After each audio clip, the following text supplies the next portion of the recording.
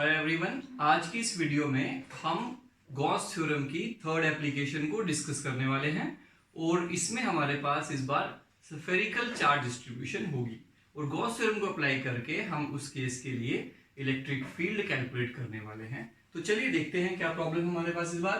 तो एक स्फीयर है, इस स्फीयर की सरफेस पे चार्ज है, तो याद रखिएगा तब मैंने यहाँ पे लिखा स्फेरिकल शेल है। तो शेल मतलब कि जो बीच में से खाली हो, चार्ज सिर्फ स्फीयर पे ही होगा, सरफेस पर ही होगा, charge density sigma, total charge Q लिया है।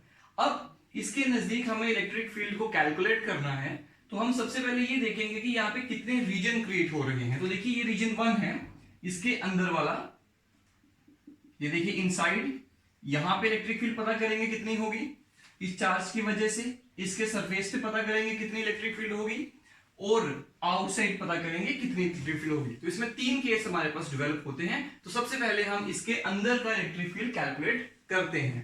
तो चलिए, कहीं पर भी अगर हमें इलेक्ट्रिक फील्ड कैलकुलेट करनी हो तो हमें वहां पर एक गॉसियन सरफेस ड्रॉ करना पड़ेगा। अगर हम गॉस थ्योरम को अप्लाई करना चाहते हैं तो हम क्या करेंगे, हम एक मान लेते हैं ये पॉइंट जो है P, जो इनसाइड है, इसका रेडियस R ले लेते हैं, late it B small r।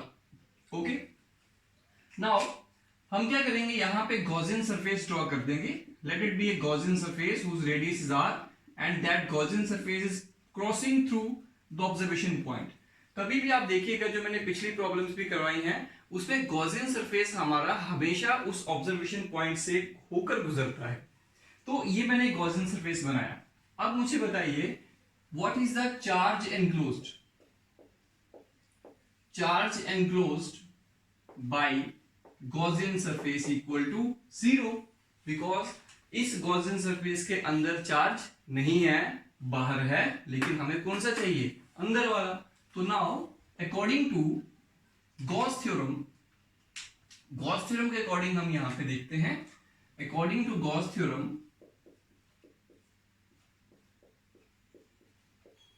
और Gauss law, electric flux E dot ds is equal to charge enclosed divided by epsilon naught. Here charge enclosed is 0. It means integration of electric field, that is flux, is 0. It means if flux is 0, this implies electric field is 0. तो देखिए, तो इसका मतलब ये हुआ कि इसके अंदर वाले रीजन में इलेक्ट्रिक फील्ड कितनी होगी, 0 होगी।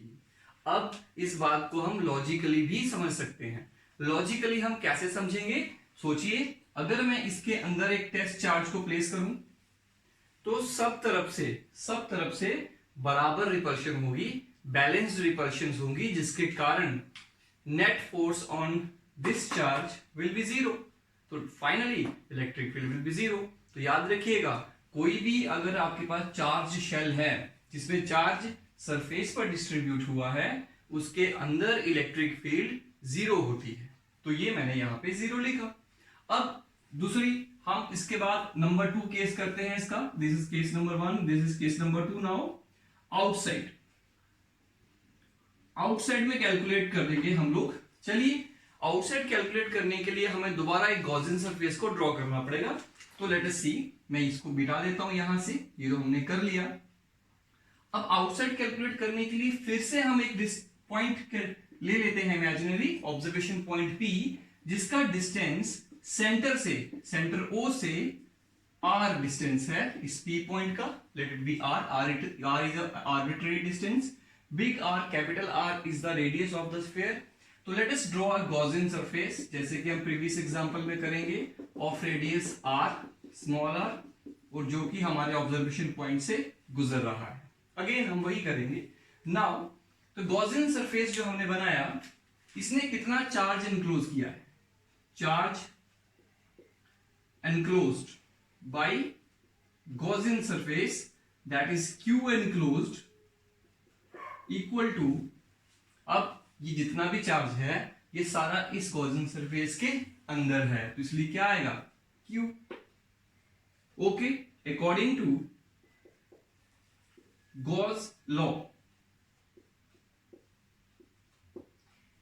Electric flux equal to charge enclose divided by epsilon naught. अब यहां पर इलेक्ट्रिक फ्लक्स का थोड़ा सा बनाते हैं, देखिएगा।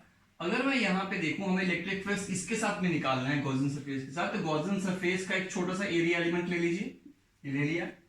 उसका वेक्टर कहां पे होगा, एरिया वेक्टर बोलेंगे आउटसाइड होगा, रेडियली आउटवर्ड। इस पॉइंट पर इलेक्ट्रिक फील्ड की डायरेक्शन कहां होगी, बाहर को होगी। ऑब्वियसली लॉजिकल सी बात है, अगर यहां पे टेस्ट चार्ज रखेंगे तो वो बाहर को भागेगा। तो दोनों के बीच में एंगल कितना हुआ, तो कहेंगे 0 डिग्री हुआ। तो यहां पर हम क्या लिखेंगे, ई ds cos a dot b equal to ab cos theta 0 degree, that is equal to q upon epsilon naught। q enclose का वैल्यू q है।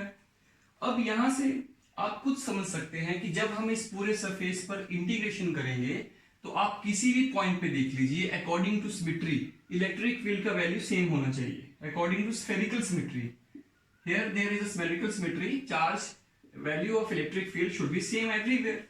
तो जब इस पे इंटीग्रेशन करेंगे पूरे सरफेस पे, गॉसियन सरफेस पे, तो इलेक्ट्रिक फील्ड का वैल्यू कांस्टेंट रहेगा। दैट्स व्हाई हम उसको कांस्टेंट बाहर ले लेते हैं, ई। और इंटीग्रेशन किसकी करेंगे, स्मॉल, ये जो एरिया एलिमेंट हमने यहां पे लिया था उसका टोटल इंटीग्रेशन कर देंगे।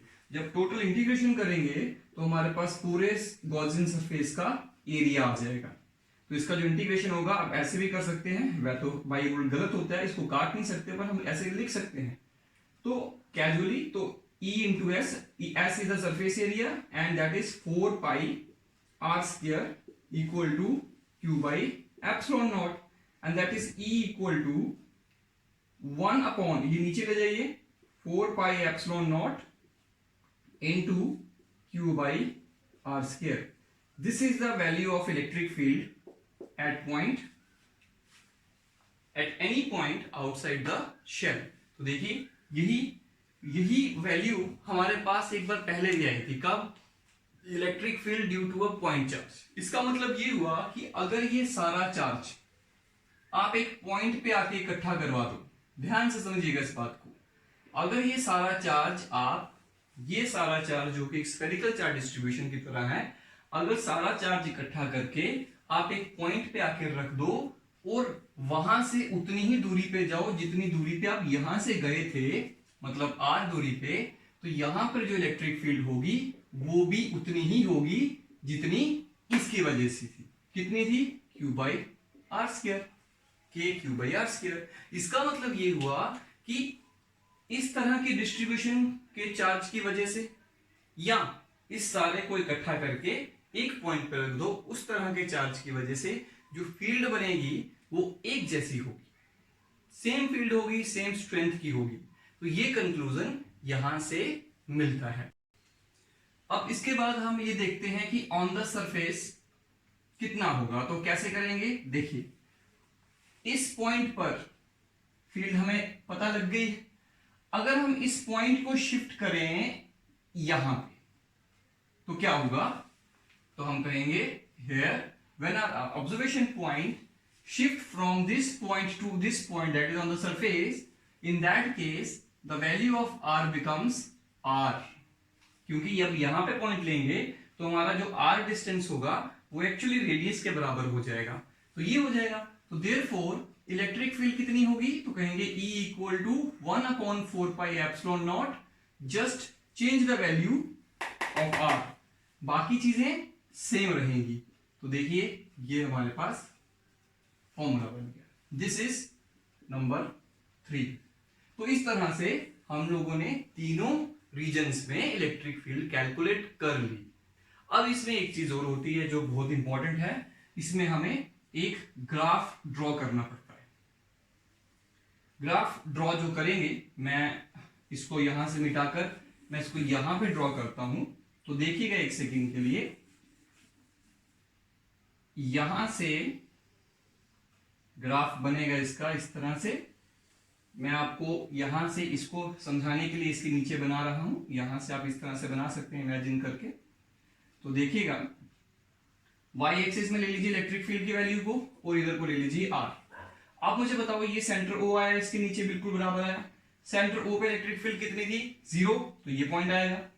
उसके आगे जब यहां से बाहर की तरफ जाओगे, सेंटर से यहां पर इलेक्ट्रिक फील्ड 0 है, यहां पर भी 0 है, यहां पर भी जीरो, यहां पर भी जीरो, यहां पर भी जीरो।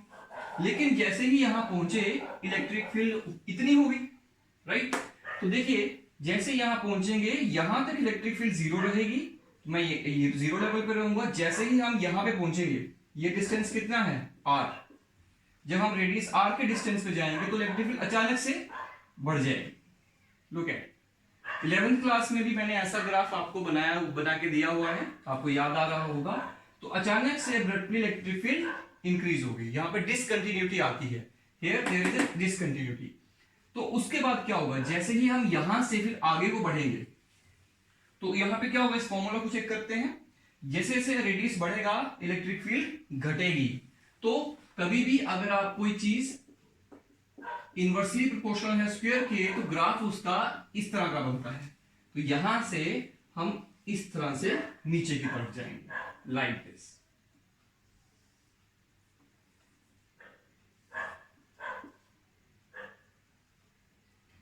इस तरह से होगा। तो ये यहां पे मैं लिख सकता हूं E is proportional to 1/r²। यहां पे हम इमेजिन कर सकते हैं कि यहां पे जो फील्ड होगी that is equal to KQ/r², जो कि सबसे ज्यादा है।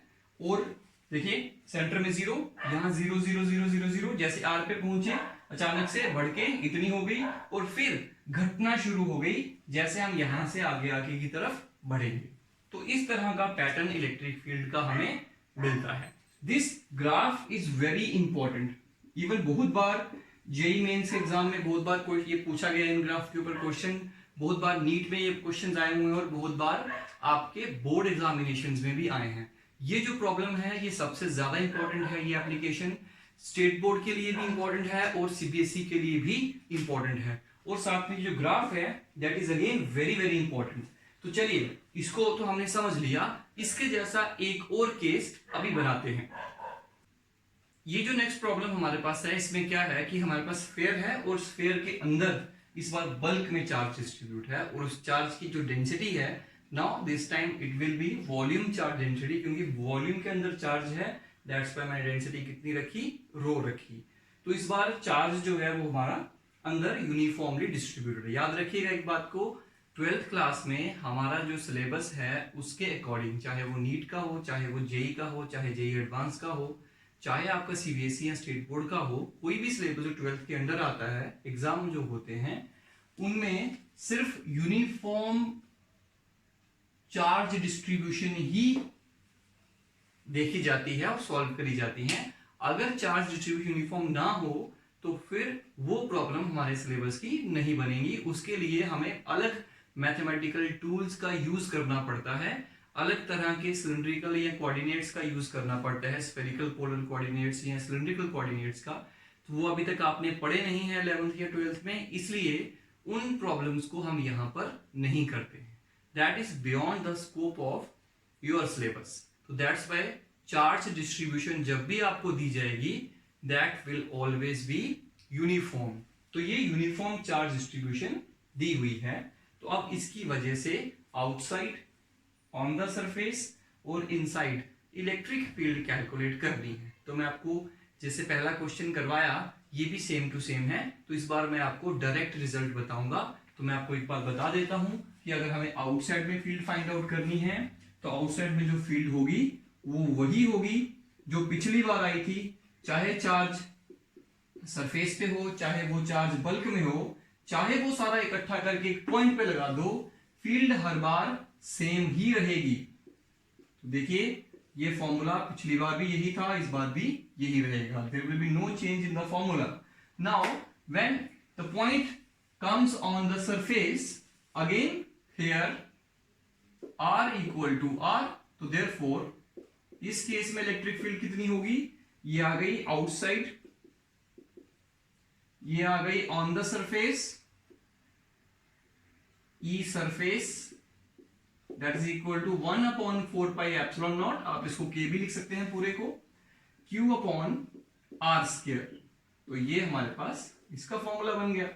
और इनसाइड में जो फॉर्मूला होगा that will be E equal to that is rho r/3ε0।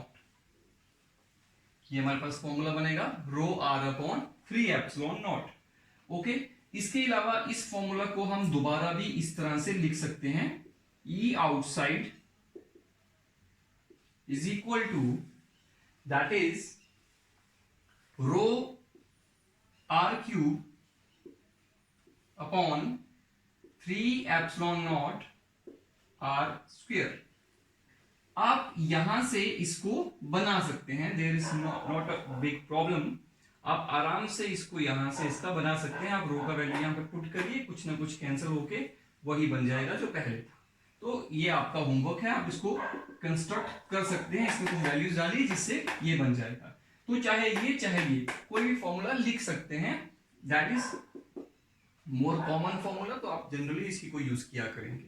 तो इस तरह से बल्क में भी जो फील्ड बनेगी वो हम कैलकुलेट कर सकते हैं। और खास बात यह है कि इस बार अंदर जो फील्ड होगी वो जीरो नहीं होगी, उसका कुछ ना कुछ वैल्यू जरूर होगा।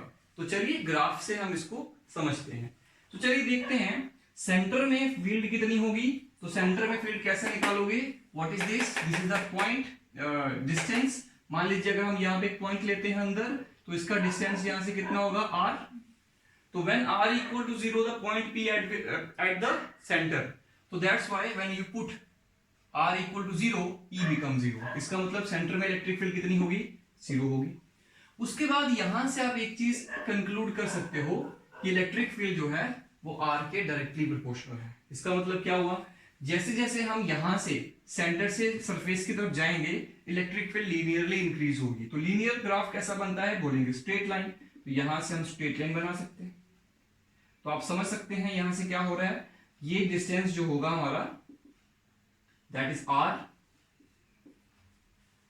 यहां से जैसे हम बाहर की तरफ बढ़ेंगे, जैसे से r इंक्रीज करेंगे इलेक्ट्रिक फील्ड लीनियरली इंक्रीज करेगी। Why, because of this relation.